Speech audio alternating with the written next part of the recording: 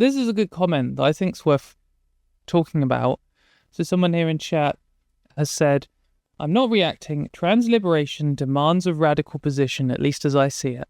I think I agree with you. And I think that, I guess it's the history of any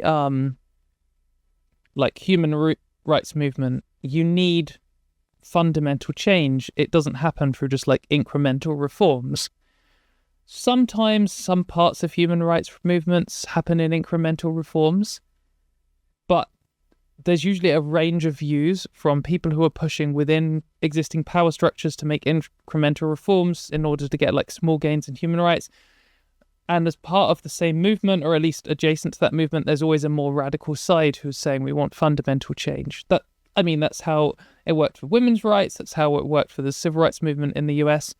That's how it's worked for gay rights. For gay rights, for example, there were some people who were saying, all we need is schools to teach about gay people and for gay marriage to be legal. And then there are other people with more radical views saying, the state enforcing a family unit is bad on people, and we should be taught that sexuality isn't just there are some gay people, but otherwise, we should be taught that sexuality is this whole range and spectrum, and heterosexuality is indoctrinated onto people. That is a more radical view,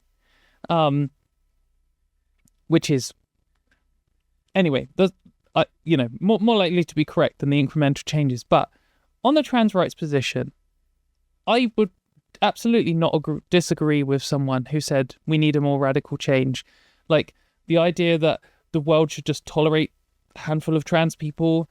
It would be good if the world just tolerated trans people, but also as well as heterosexuality being enforced onto people, so as being cis.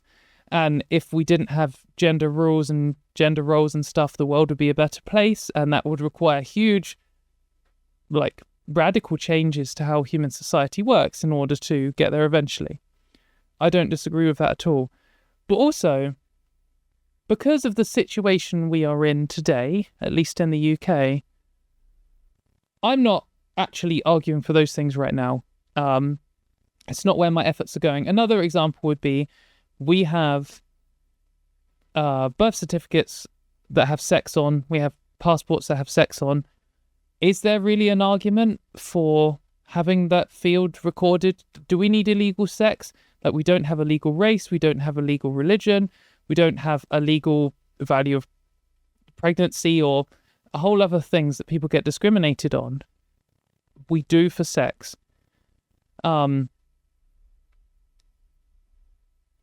We could be arguing, the trans rights movement in the UK's core position could be, we should abolish legal sex. And I know there are some people who are arguing for that. But I think the majority of the trans rights movement isn't focused on that, because we're in putting out fires, damage control, trying to stop our rights being stripped away mode.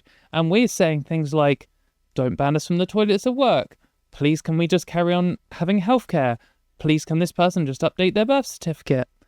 And so I agree, and I would never stand in the way of someone saying we need radical change for trans rights. So if you're someone who's looking to condemn me as being a radical or whatever, I'm not going to fight against people who are saying that we shouldn't be teaching girls wear dresses and boys wear trousers or something like that. That's a garbage thing, and I think it should go away. But the positions that I'm spending most of my time on aren't radical at all. And most of them are actually, the rights we had 10 years ago, we should still have them. That is the opposite of radical.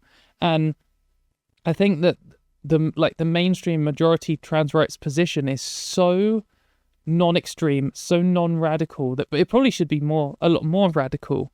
But I think anyone who's painting the current mainstream UK trans rights movement as radical is just not got any grip on the reality of civil rights movements in the history.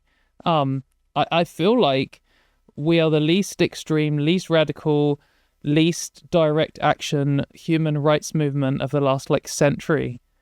And maybe that's bad. Maybe that's why we're doing so badly. but also we're one of the smallest ones and one of the least well-funded ones, and and the landscape has changed for how civil rights movements work. But yeah, in conclusion, I don't know. I think if anyone was saying, oh, the trans rights movement is so radical, like, it is not at all. Like, not from any rational outsider observer standpoint.